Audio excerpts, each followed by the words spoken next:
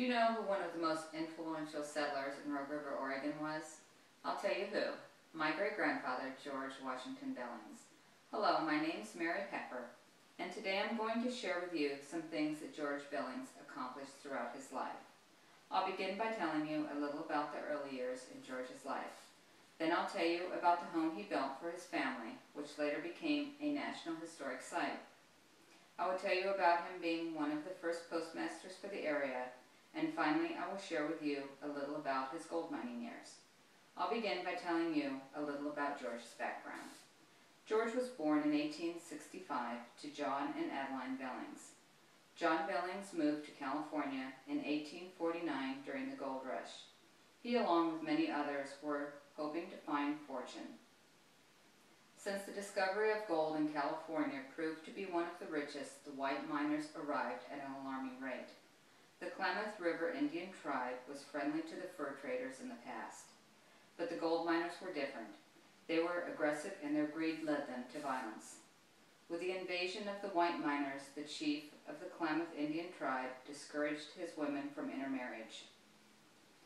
The chief refused to be moved from his land, which was good gold mining ground, and was shot in the back. Shortly after this, his daughter, F. Chopete, married John Billings. F. Chopete means daughter of the chief, and she was renamed Adeline. John and Adeline moved from California to the Oregon wilderness when George was 3 years old.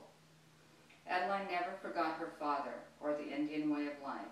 She would tell George stories while she spent time basket weaving. Now that I've told you a little about George's background, I will tell you about the home he built for his family. According to the Bureau of Land Management, George built a two-story home for his family. Construction began in 1898, and the house was completed 5 years later. George established the Billings Trading Company. He also ran a boarding house. He would sell equipment and supplies to the miners and settlers in this area. On the first level of the house was the kitchen, living area, and the store. The family and boarders would sleep on the second level. There would sometimes be as many as 15 to 20 boarders a night. My mother told me the famous writer Zane Grey was a frequent visitor at the ranch.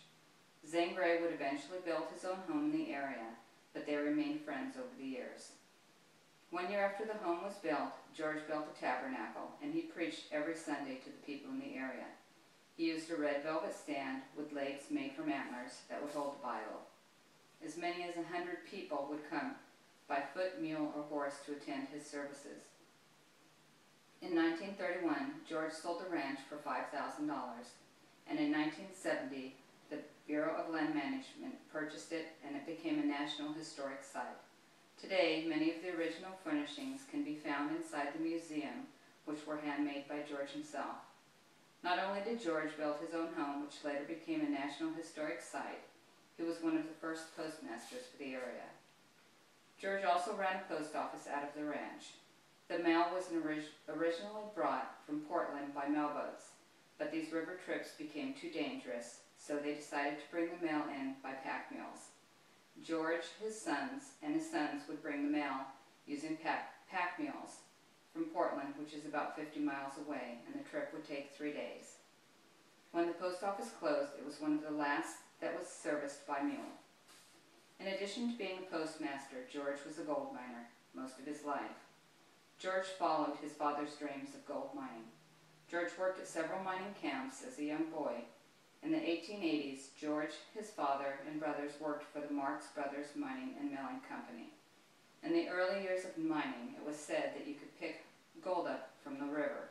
According to George's son, Ivan Billings, he would go down to the river in the spring when the water was low and pick up gold nuggets that were worth $40 to $50. They didn't bother with anything smaller. As the years passed by, gold was more difficult to find, and they resorted to hydraulic mining. In 1898, George made a trip to one of his mines in Alaska, and he found a quartz vein.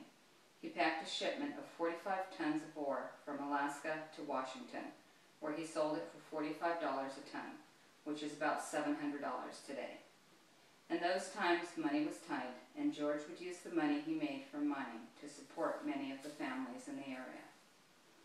Today I've shared with you some interesting facts about my grandfather, George Washington Billings. His parents were John and Adeline Billings, a gold miner and a full-blooded Karuk Indian. He built a home which became a historic landmark, and he was a postmaster and a gold miner.